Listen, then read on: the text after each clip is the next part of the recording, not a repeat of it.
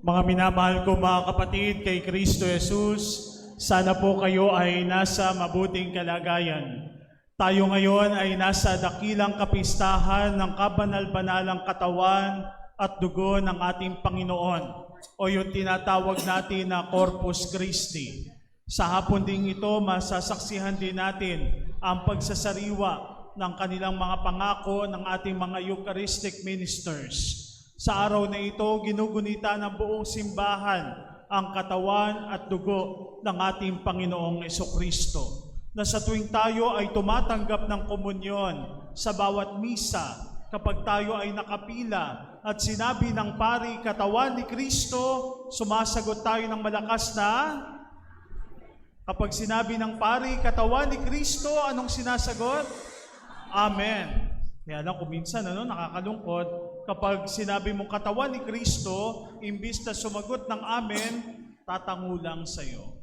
Kapag sinabi mong katawan ni Kristo, kuminsan kikindatan ka pa.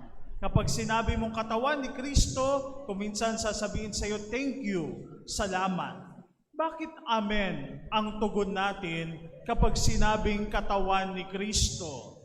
Sapagkat yung amen ay pagpapahayag ng ating pananampalataya.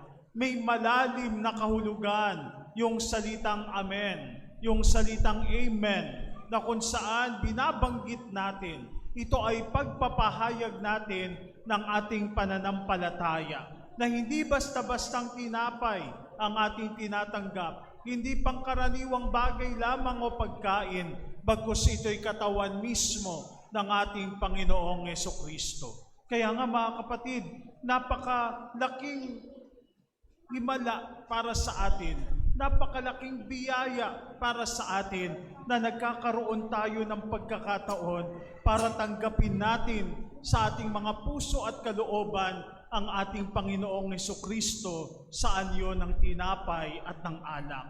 Naalala ko po nung panahon ng pandemya na kung saan ang mga tao ay nasa kanya-kanya lamang mga bahay.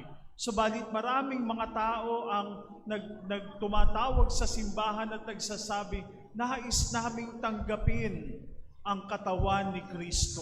Na kahit na may pandemya, nandoon yung pagpunta pa rin doon sa simbahan para tanggapin lamang ang katawan ng ating Panginoong Jesucristo. Sapagkat ito ay ating kalakasan, ito yung ating pananampalataya, ito yung biyaya na nagpapalakas sa bawat isa sa atin, ang katawan ni Kristo.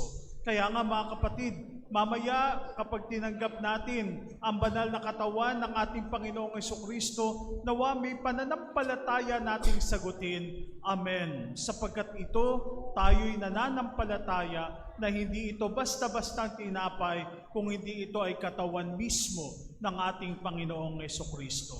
Marami pong maaaring maging pagninilay para sa araw na ito. Marami pong pwedeng pagkunan ng mga reflections sa araw na ito. Subalit hayaan niyo po na sumentro lamang ako sa tatlo.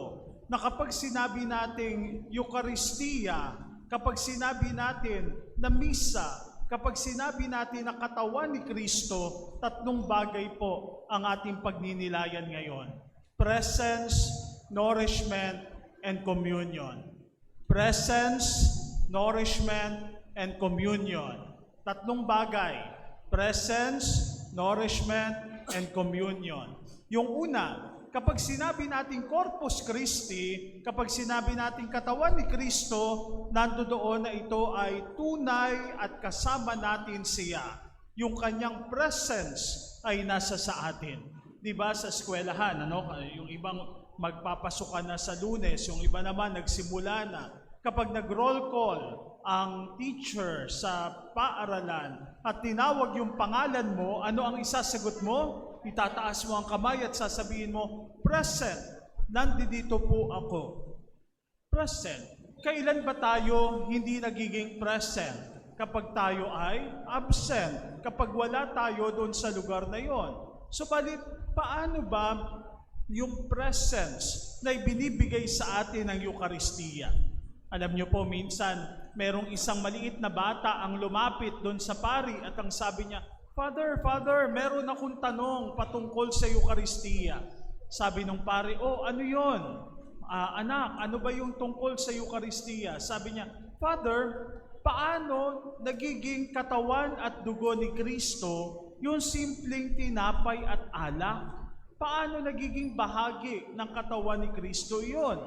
Sabi nung pari, simple lamang yan anak. Kung paano yung pagkain natin, halimbawa ay meron tayong kinakain, ay nagiging bahagi din ng ating katawan.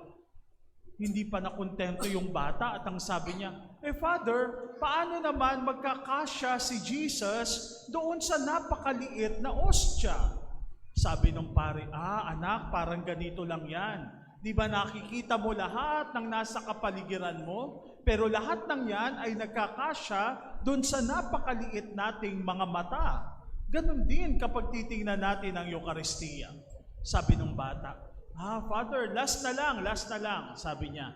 Sabi ng pare, ano yun, anak? Sabi niya, paano naman magiging present si Jesus sa lahat ng misa?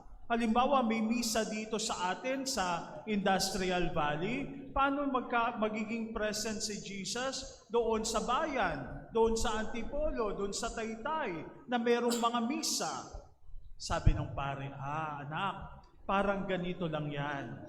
Kumuha yung pari ng salamin, ng mirror, at pagkatapos pinakita niya doon sa bata at kanyang binasag yung salamin. At sabi ng pari, anak, halika, tingnan mo yung image mo doon sa mga salamin, doon sa mga basag-basag na salamin. At sabi ng pari, kung makikita mo, sa bawat salamin, makikita mo ang iyong imahen. Subalit ikaw ay iisa lamang. At doon sa bawat piraso ng salamin, makikita mo ang iyong imahen. Ganon din sa misa, na bagamat may misa sa bawat lugar, subalit yung presensya ng ating Panginoon ay naroroon.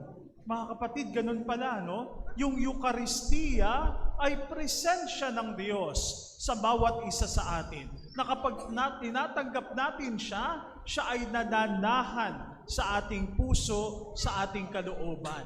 Kaya nga, importante na nililinis muna natin ang ating mga puso at kalooban bago natin tanggapin si Jesus sa banal na sakramento. Tandaan natin mga kapatid, si Jesus ay present sa simbahan, sa tabernakulo, doon sa adoration chapel at sa puso ng bawat isa. Yun po yung una. Kapag sinabi natin Eucharistia, si Jesus ay present sa bawat sandali ng ating buhay. Pangalawa, ano yung letter N? Nourishment, di ba? Letter N, ibig sabihin, si Jesus, binubusog tayo. No, yung pagkain na kinakain natin ay hindi simpleng pagkain lamang. No, kayo ba, paano ba kayo mabusog? Di ba, kung minsan kapag nadighay na ang isang tao, sasabihin natin, busog na ako. O kaya kapag halimbawa, napakaraming kinain, no, naka-10 extra rice. Napakadami naman nun. Siguro naman busog ka na doon. Paano tayo mabubusog doon sa napakaliit na ostya? Paano natin uunawain ito? Mga kapatid, sa buhay natin, maraming mga pagkakataon na tayo'y nauuhaw at nagugutom. Uhaw sa pagmamahal, uhaw sa pagkalinga, uhaw sa atensyon ng ating mga mahal sa buhay. Subalit sa Eucharistia, pinupunan ng Diyos ang ating pagkauhaw, ang ating pagkagutom. Minsan po, merong isang tao na sumulat sa isang editor ng dyaryo. Sabi niya, ako ay 20 years old na at linggo-linggo ako nagsisimba. Subalit sa linggo-linggo kong pagsisimba, hindi ko naman maalaala yung homily ng pari. Kayo ba, naalala nyo ba yung homily ni Father last week? Sabi niya, hindi ko maalaala yung hinomily ng pari nung isang linggo. Hindi ko maalaala yung homily ng pari nung isang buwan. Kayo ba, naaalala nyo ba yung homily ng pari nung isang buwan? O sabi niya, hindi ko maalaala yung hinomily ng pari nung isang taon. Meron bang nakakaalaala ng homily ni Father nung isang taon? Sabi niya, dahil hindi ko maalaala yung ino-homily ng pari, wag nang magsimba. Yun yung sinabi nung nagsulat doon sa editor ng dyaryo. May sumagot doon sa editor na yon, doon sa sulat na yon sa editor. At ang sabi niya, ako rin ay 20 years old na rin. Subalit, totoo na hindi ko nga maalaala yung hino-homily o pinangangaral ng pari kada linggo o nung isang buwan o nung isang taon. Subalit parang ganito lang yan. Ako din naman ay araw-araw na pinapakain ng aking mga magulang. At hindi ko rin naman maalaala kung ano ba ang ulam namin nung isang linggo. Siguro kahit papano naalala natin. Subalit sabi niya, hindi ko din naman maalaala kung ano ang ulam namin nung isang buwan. Meron ba nakakaalaala ng ulam niyo nung isang buwan? Sabi niya, hindi ko naman maalaala yung ulam namin nung isang taon. Meron bang nakakaalaala ng ulam natin ng isang taon?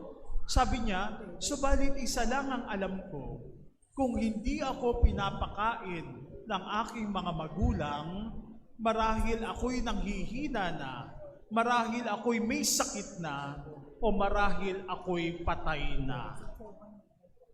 Mga kapatid, ano ang lesson ng storya?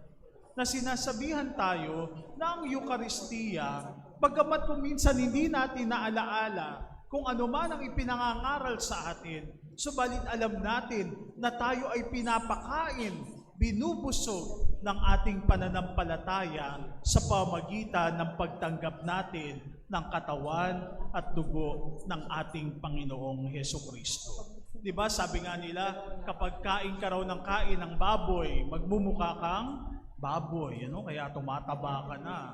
Kapag kain ka ng kain ng manok, nagmumukha ka ng chicken. Subalit, kapag lagi natin tinatanggap sa Eucharistia ang ating Panginoon, nandoon na nagiging kahawig tayo ng ating Panginoon. Sapagkat sa bawat pagtanggap natin sa Eucharistia, pinapalalim natin ang ating ugnayan kay Kristo Jesus. Kaya nga mga kapatid, kahit napakaliit ng ostya, kahit kuminsan nagkakaubusan ng ostya at pinuputol-putol pa ng pari yung ostya, subalit kahit na doon sa napakaliit na ostya na iyon, tayo ay binubusog ng ating Panginoong Hesukristo. So yun po yung pangalawa. Kapag sinabi nating katawan ni Kristo, tayo ay binubusog ng ating Panginoon. Pangatlo, ano yung letter C? Ano yung letter C? Ako nakalimutan na. So, presence, nourishment, and communion. Letter C. Ibig sabihin ng misa ay komunyon. Diba? Marami tayong tawag sa misa. Misa, banal na sakripisyo, pag-aalay, paghahandog, pag-alaala. Pero isa sa tawag natin sa misa ay komunyon. Ibig sabihin noon ay pakikiisa, pakikibahagi natin. Sabi sa ating mga pagbasa ngayon, ipinapakita sa atin yung katawan ni Kristo. Na kapag sinabi natin katawan ni Kristo, yun yung historical Jesus, yung mismong katawan niya, ay maaari nating sabihin katawan ni Kristo. Yung simbahan na kanyang itinatag, sabi ni San Pablo, ay katawan ni Kristo. At ang Eucharistia ay katawang mistiko ng ating Panginoong Hesukristo. Kaya nga mga kapatid, ang paanyaya sa atin, sana tuwing tatanggapin natin ang banal na Eucharistia, tanggapin natin ito ng may paggalang, may pagrespeto. Alam ko po, dito sa atin sa Pilipinas, mainit, kung minsan, na kung saan ay yung iba nagsisimba tayo, pero sana maging angkop yung ating pananamit doon sa pagharap natin doon sa banal na Eucharistia. Maraming mga pamamaraan, mga kapatid, para ipakita natin ang ating pakikiisa, ang ating communion sa ating Panginoong Hesukristo. At hindi po natatapos dito ang lahat. Tayong mga tumanggap ng komunyon ay inaanyayahan na ang mga tao din sa labas ay anyayahan natin, akayin natin, papalapit sa katawang mistiko ng ating Panginoong Hesukristo. Tatlong bagay po ang pinagnilayan natin ngayong hapong ito patungkol sa Corpus Christi: presence, nourishment, and communion. Halina mga kapatid, halina't sama-sama nating palalimin ang ating ugnayan, ang ating pananampalataya kay Jesus sa banal na Eucharistia. Amen.